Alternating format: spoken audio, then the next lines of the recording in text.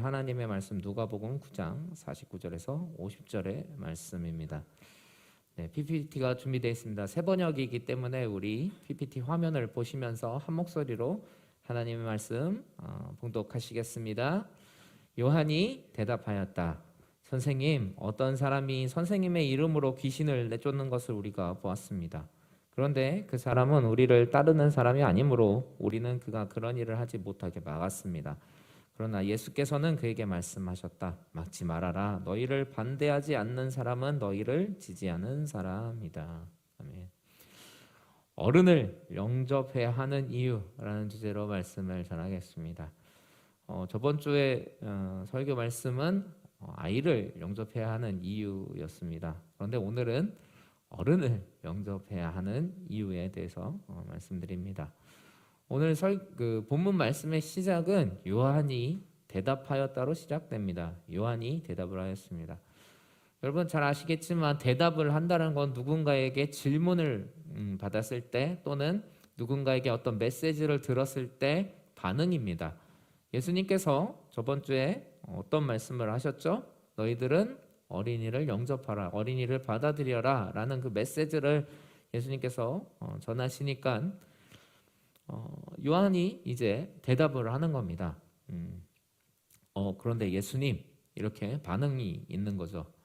저번 주에 아마 그 수제자 대 수제자의 전쟁이었을 것이다 라는 제가 발언을 했는데 요한이 공교롭게 대답을 하는 걸로 보아서 저번 주 설교의 문제의 주인공이 진짜 요한이지 않았을까, 이런 추측을 우리는 할 수가 있습니다.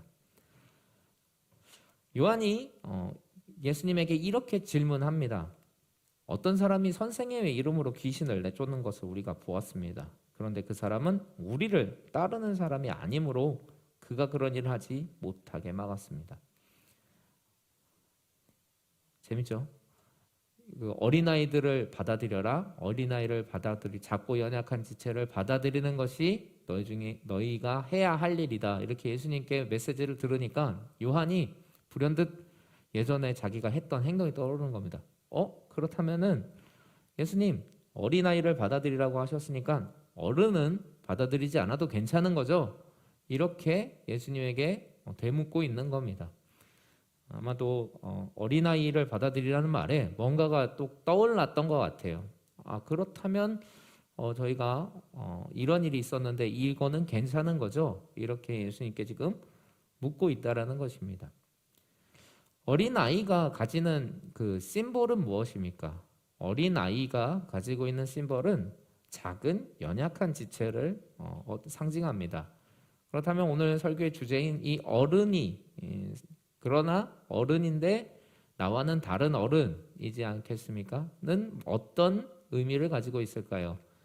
나와 다른 생각, 나와는 다른 행동을 하는 그런 지체를 표현하는 것이겠죠.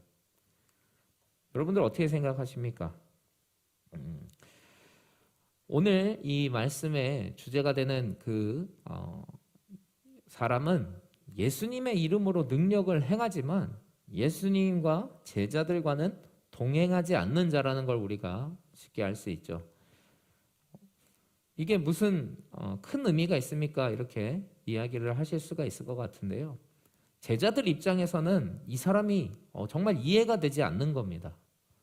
아니, 어떻게 예수님, 하나님의 아들이 이 땅 가운데 왔는데 어떻게 우리를 따르지 않지? 당연히 예수님 따라야 되는 거 아니야? 분명히 이 사람은 예수님 믿는 사람인데 우리와는 다른 사람이다. 이런 거를 제자들이 느꼈다라는 거예요. 어떻게 예수님 이름으로 귀신을 내쫓으면서 우리와 함께하지 않는 거지? 도무지 이해가 되지 않는 겁니다. 중요한 게 있어요. 그러나 분명히 그는 예수님을 믿고 성령이 충만한 사람이었다는 거예요. 제자들과 함께하지 않을지언정 그는 분명히 예수님 믿고 성령이 충만한 사람이었다는 거예요. 그 증거를 우리가 어떻게 찾을 수 있냐면, 여러분 예수님의 이름에 능력이 있는 거 믿으십니까? 예수님 이름이면 귀신이 쫓겨나가는 거 믿으십니까? 맞습니다. 예수님 이름엔 능력이 있어요. 그런데 중요한 것이 있습니다. 모두가 예수님 이름을 언급하면 능력이 나타나냐는 겁니다. 정말로 예수님을 믿고 성령이 충만한 사람이 예수님의 이름을 말할 때 능력이 있다는 겁니다. 우리가 그것을 명심해야 돼요. 그 증거가 사도행전 19장 13절에 나옵니다. 우리 이 시간에 한 목소리로 한번 읽겠습니다. 그런데 귀신 축출가로 행세하며 떠돌아다니는 몇몇 유대 사람조차 바울이 전파하는 예수를 힘입어 내가 너희에게 명령한다 하고 말하면서 악기 들린 사람들에게 주 예수의 이름을 이용하여 귀신을 내쫓으려고 시도하였다.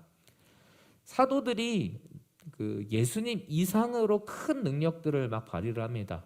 성령 충만한 상태에서 예수 이름을 선포하면 병마가 떠나가고 귀신들이 쫓겨나가고 심지어 바울의 손수건을 아픈 사람에게 가져다 놨더니 그 사람이 나아버리니까 어떻게 보면 이게 유행처럼 돼버린 거예요.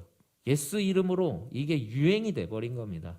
예수 이름으로 했더니 막 귀신이 떠나가고 아픈 사람이 낫고 하니까 사람들이 막 유행처럼 그 귀신 축축가로 행세를 했다라는 거예요. 아닌데도 불구하고 예수님 믿지도 않으면서 행세를 했다는 거예요. 그런데 그 결과가 똑같았냐? 아닙니다. 그 뒤에 구절 함께 보시겠습니다. 함께 읽겠습니다. 스게와라는 유대인 제사장의 7 아들도 이런 일을 하였는데 귀신이 그들에게 나는 예수도 알고 바울도 알지만 당신들은 도대체 누구뇨? 하고 말하였다. 그리고서 악기 들린 사람이 그들에게 달려들어 그들을 짓눌러 이기니 그들은 몸에 상처를 입고서 벗은 몸으로 그 집에서 도망하였다. 여기서 우리가 알 수 있는 게 있습니다. 그냥 일반 예수님을 믿지 않는 심지어 여기서는 유대 제사장의 7 아들이라고 나오죠. 그때 예수님과는 관계가 좀 적대적이었던 그 제사장의 아들임에도 예수 이름을 막 들먹이니까 오히려 그 귀신이 너 누구냐? 나 예수님 알고 바울 아는데 너 누구야? 이러고 오히려 공격을 당해서 큰 망신을 당했다라는 구절이 사도행전에 나옵니다. 누구나 다 예수 이름을 말한다고 그 능력이 나타난 건 아니에요. 그렇기 때문에 성령 충만하고 정말로 예수님을 믿는 사람이 예수 이름을 이야기했을 때는 능력이 나타났다는 걸 우리가 알 수 있죠. 그렇다면 오늘 본문에서 그 사람은 예수 이름으로 귀신을 쫓아냈기 때문에 그는 정말로 예수님 믿고 성령의 사람이었다는 거예요. 그러나 예수님과 제자들과는 동행하지 않는 그런 제자들과는 조금 다른 사람이었다는 겁니다. 여기서 우리가 좀 고민해 볼 필요가 있습니다. 우리가 저번 주 말씀에 그 어린아이를 영접하기 힘든, 받아들이기 힘든 이유가 뭐였습니까? 우리가 연약한 지체, 우리보다 좀 어리숙한 그런 지체들을 받아들이기 힘든 이유가 뭐죠? 네가 어린 주제에 뭘 아냐? 아직 능력이 없잖아. 아직 부족하잖아. 이거를 아니까 그 어린이를 받아들이기가, 연약한 지체를 받아들이기가 쉽지 않다라는 거죠. 그렇다면 어른을, 오늘의 주제, 나와는 다른 그런 사람을 영접하기 힘든 이유는 뭡니까? 당신 알 거 다 하면서 왜 그러는 거야? 이런 마음이 우리 안에 있다라는 거죠. 그 사람은 분명히 능력도 있고 많은 경험도 있고 하니까 나와 생각이 같기를 원하는 겁니다.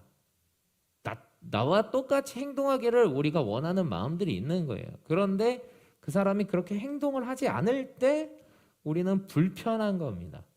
왜 내 생각과 다르지? 예수님 이름으로 귀신을 내쫓을 정도로 성령 충만한 사람이면, 예수님 믿는 사람이면 우리와 함께 동행을 하는 것이, 제자 무리 안에 들어오는 것이 맞는데 저 사람은 왜 우리 무리 안에 들어오지 않지? 저 사람 잘못된 건데, 이런 생각이 제자들 안에 있었다라는 겁니다. 그러나 예수님께서 뭐라고 말씀하셨죠?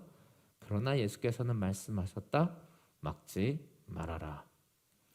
그 사람이 그렇게 하도록 예수 이름으로 성령 충만함으로 그 일을 할 수 있게끔 허락하라는 거예요. 이 말은 결국 어른도 너희는 받아들여야 된다라는 말씀을 우리가 알 수가 있다는 거죠. 너와 다른 행동, 너와 다른 생각을 가질지라도 받아들여야 돼라는 메시지를 지금 전하고 계신 거예요.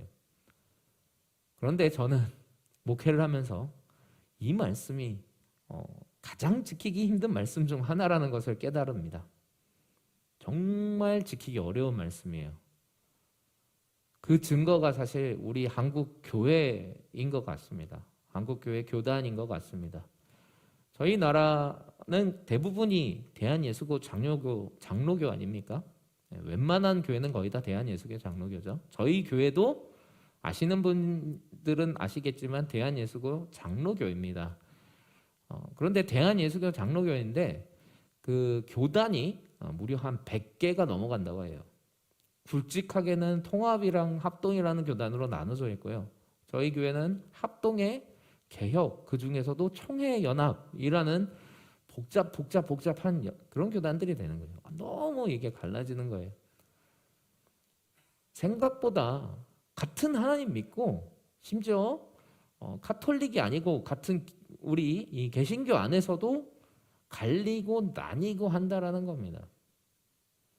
근데 갈리고 나뉘는 거는 우리의 그 개성을 존중하는 입장에서 참 좋은데 서로 내부 총질이 너무 심하다라는 거예요. 서로 비방이 너무 강하다라는 거예요. 참 이게 힘듭니다. 제가 요즘에 경험하는 게 있어요. 외부의 전쟁보다 더 심각한 전쟁이 바로 내부의 전쟁이란 겁니다. 이건 역사가 증명을 합니다. 최근에 대통령 선거가 있었습니다. 대통령 선거가 정말 아슬아슬 박빙이었는데 약간 그 후보의 결정적인 몇 가지 그 어려움이 있었죠.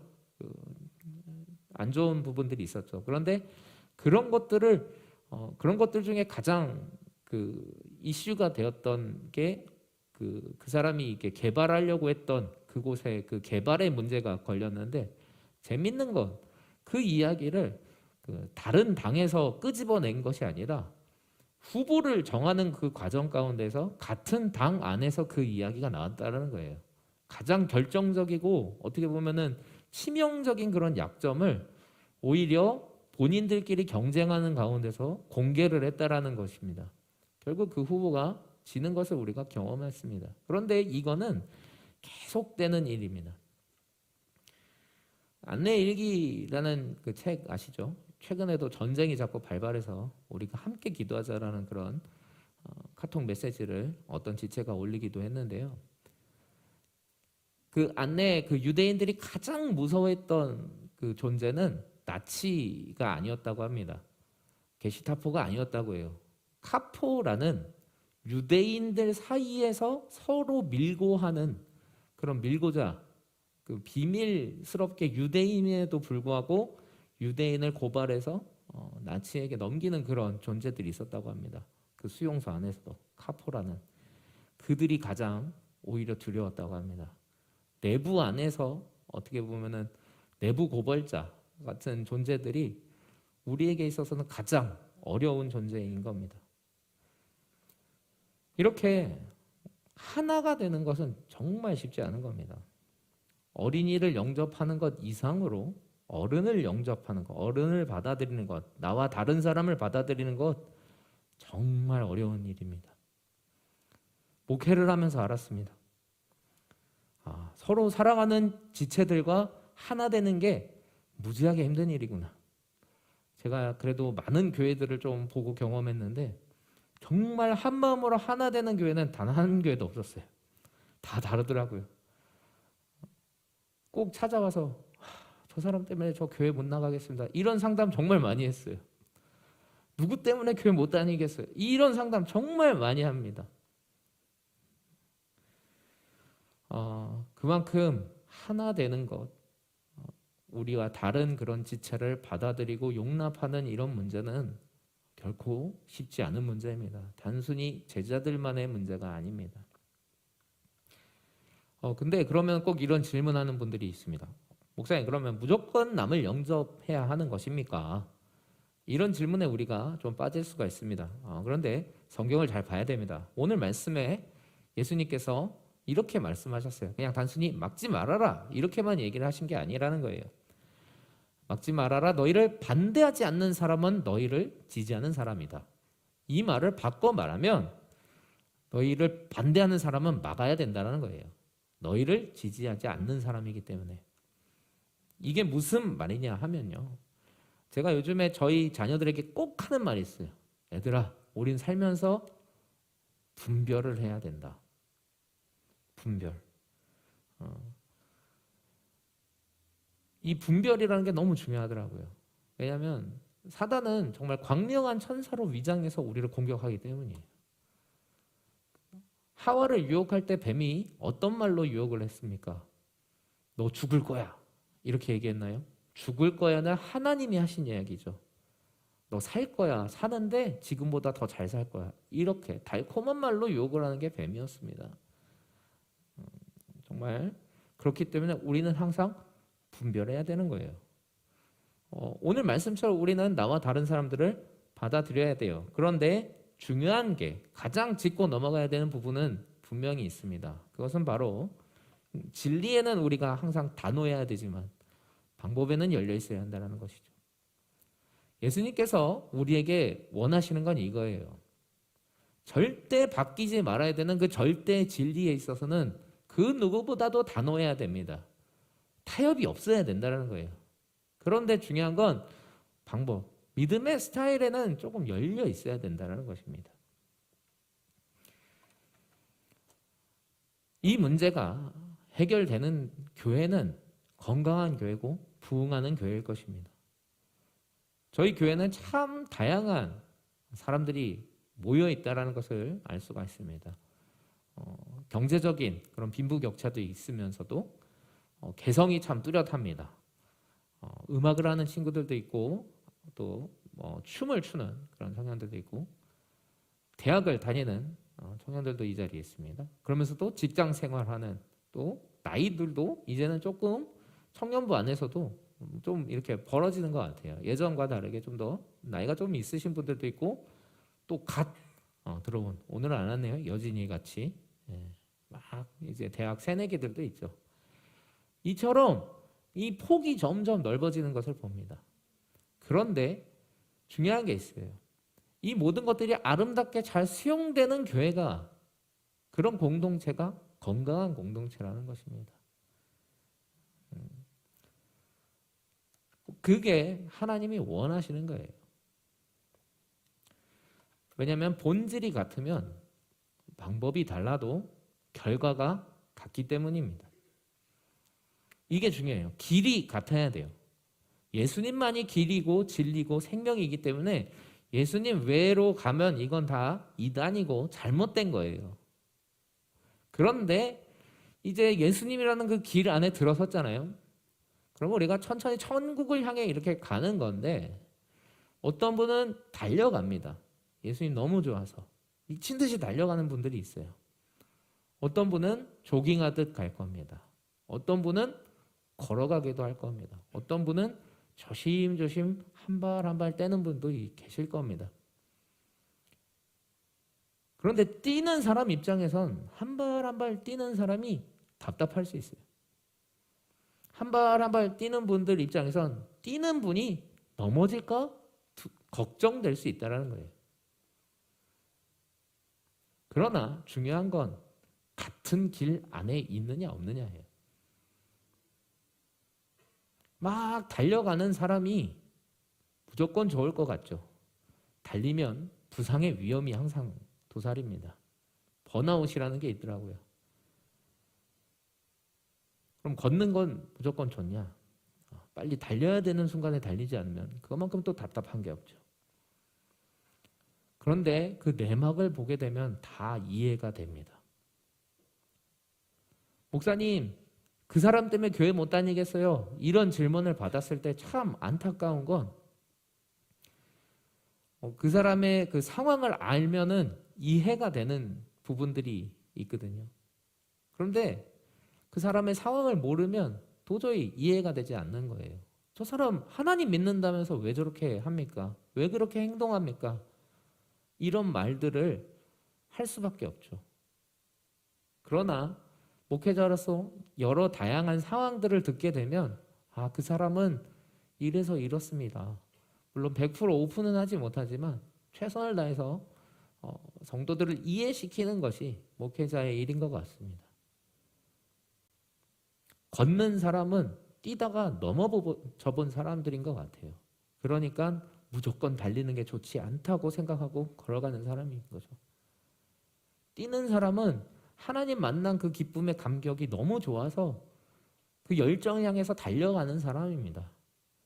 그 첫사랑의 그 뜨거움을 뛰지 마, 걸어 이렇게 이야기하는 것도 사실은 좋은 방법은 아닌 것 같습니다. 뛸 수 있을 때 뛰는 것도 한 방법인 것 같아요. 그러나 중요한 건 멈추지 않고 우리가 계속 그 길 안에 안전하게 가고 있느냐 없느냐가 가장 중요한 것 같습니다.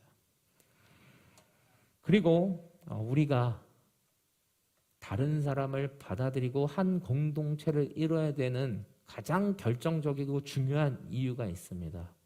그건 바로 예수님의 명령이고 부탁이기 때문입니다. 요한복음 13장 34절 35절 말씀 함께 보시겠습니다. 읽겠습니다.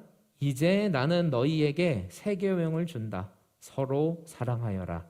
내가 너희를 사랑한 것 같이 너희도 서로 사랑하여라. 너희가 서로 사랑하면 모든 사람이 그것으로써 너희가 내 제자인 줄을 알게 될 것이다. 아멘. 예수님이 마지막으로 우리에게 부탁하신 말씀이에요. 너희들은 서로 사랑해라. 내가 너희를 사랑한 것 같이. 예수님의 이 부탁이 그래요. 예수님 사랑하겠습니다. 조금 저랑은 안 맞아도 용납하고 받아들여 줄게요. 이 정도의 메시지로 받아들이시면 안 돼요. 내가 너희를 사랑한 것 같이. 오늘 보혈 찬송 많이 불렀지 않습니까? 너무 은혜로웠어요. 다른 사람을 사랑할 때 어떻게 사랑해야 되냐면 피 흘리기까지 사랑하라는 예수님의 말씀이십니다. 죽기까지 사랑하라는 말씀입니다. 결코 쉬운 말씀은 아닌 것 같아요. 그러나 그래야 우리가 예수님의 제자인 걸 세상에 압니다. 다른 지체 받아들이는 것, 어린아이 받아들이는 것 이상으로 어렵습니다. 저도 쉽지 않은 걸 고백합니다. 왜 이렇게 하지? 이렇게 하면 안 될 텐데. 많은 또 이렇게 생각이 있고 그렇게 했을 땐 효과가 더 좋을 것 같아. 이런 마음이 있기 때문에 때로는 목회를 하면서도 답답할 때가 있습니다. 지체들을 볼 때에도 답답할 때가 있어요. 지금 막 기도해야 될 때인데, 지금 달려와야 될 때인데. 그러나 그럴 때마다 하나님께서는 꼭 이 말씀을 주시더라고요. 지금 너에게 필요한 건 일이 아니라 사랑하는 마음이다. 좀 번듯하고 다른 사람들이 볼 때 좋고 막 이런 것보다도 더 중요한 게 있습니다. 진짜 사랑하는 마음, 지체를 아끼는 마음, 이것이 중요합니다. 우리가 이렇게 열정적이고 열심히 교회를 다니면 참 감사한 일이 많죠. 계속 달려나오라고 요청을 받지 않습니까? 기도하세요, 찬양하세요, 예배 빠지지 마세요. 이런 권유를 참 많이 받습니다. 감사한 일이에요. 세상에 이렇게 예배가 많은 교회도 참 드물 겁니다. 특히 청년 분들에게는 예배 나오세요 이런 요청을 많이 받는데 그 요청에 응답하지 못하는 분명히 지체들이 있습니다. 좀 힘들어요. 쉬고 싶어요. 이런 지체들이 분명히 저희 셀 안에도 있고 공동체 안에도 있습니다. 여기는 참 많은 리더분들이 계셔서 더 많이 속상하실 수도 있을 것 같아요. 그런데 중요한 것은 예배를 못 나오는 지체들, 또 믿음이 자라지 않는 것 같은 그런 지체들을 볼 때 사랑의 마음이 되게 중요합니다. 그들이 성장할 수 있도록 간절히 기다려주고 기도하는 자세가 우리에겐 가장 중요한 것 같습니다. 또 사랑하는 사람이 있는데 믿음이 자라지 않는 모습을 보면 답답하기도 하죠. 대신 금식도 해버리고 더 막 열정적으로 나와서 막 끌으려고 하는데 사실 우리가 막 애쓴다고 되지 않는 부분이 있어요. 그 사람의 마음이 열리고 하나님께서 그 사람을 붙잡아 줄 때 사실 신앙은 급성장합니다. 그때는 뛰지 말라고 해도 그 사람은 마구 예수님께 달려가는 것을 보시게 될 겁니다. 가장 중요한 건 사랑이더라고요. 성취보다 중요한 것이 태도라고 늘 말씀드렸습니다. 우리에게 필요한 건 정말 지체를 사랑하고 용납하고 받아줄 수 있는 그 마음, 예수님처럼 정말 피 흘림으로 사랑할 수 있는 그 마음이 가장 우리에게 필요한 일인 줄 믿습니다.